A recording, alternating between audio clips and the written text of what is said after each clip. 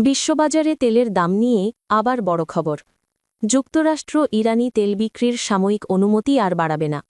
মাত্র ৩০ দিনের ছাড় ছিল, সেটাও ১৯ এপ্রিল রাত ১২:০১ শেষ হয়ে যাবে, আর নবায়ন করা হবে না।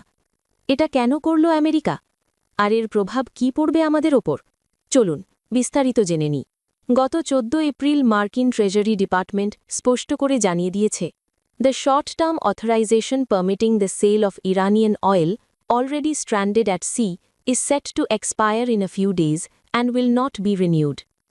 মার্চের ২০ তারিখে ট্রাম্প প্রশাসন ৩০ দিনের এই ছাড় দিয়েছিল, কারণ ইরান যুদ্ধের কারণে বিশ্ববাজারে তেলের সরবরাহ কমে গিয়েছিল, দাম বেড়ে গিয়েছিল। তাই সমুদ্রে আটকে থাকা প্রায় ১৪০ মিলিয়ন ব্যারেল ইরানি তেল বিক্রির অনুমতি দেওয়া হয়েছিল। কিন্তু এখন আর সেই ছাড় নয়, কারণ ম্যাক্সিমাম প্রেশার নীতি। ইরানের অর্থনীতিকে আরও চাপে ফেলতে এবং তেল রপ্তানি পুরোপুরি বন্ধ করতে এই সিদ্ধান্ত। ইরানের বন্দরগুলোতে এখন আমেরিকার ব্লকেড চলছে। নতুন করে তেল রপ্তানি করা ইরানের জন্য আরও কঠিন হয়ে গেল। আমেরিকা বলছে এটা ইকোনমিক ফিউরি অপারেশনের অংশ। কংগ্রেসের ডেমোক্র্যাট ও রিপাবলিকান দুই দলই আগে এই ছাড়ের সমালোচনা করেছিল। তারা বলছে, যুদ্ধের সময় শত্রুকে এভাবে সুবিধা দেওয়া ঠিক নয়।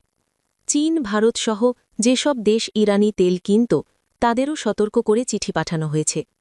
ইরানি তেলের লেনদেন করলে সেকেন্ডারি নিষেধাজ্ঞা আসতে পারে। বিশ্ববাজারে তেলের দাম আরও চাপে পড়তে পারে। বর্তমানে অনেক জায়গায় $১০০ ওপরে আছে। চীন ও ভারতের মতো বড় ক্রেতাদের জন্য জটিলতা বাড়বে। ইরানের রাজস্ব আরও কমবে। আর আমাদের বাংলাদেশের মতো দেশগুলোতে পরোক্ষভাবে জ্বালানির দাম বাড়ার সম্ভাবনা থেকেই যায়।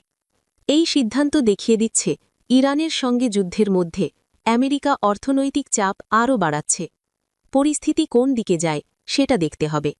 আপনার মতামত কি? কমেন্টে জানান।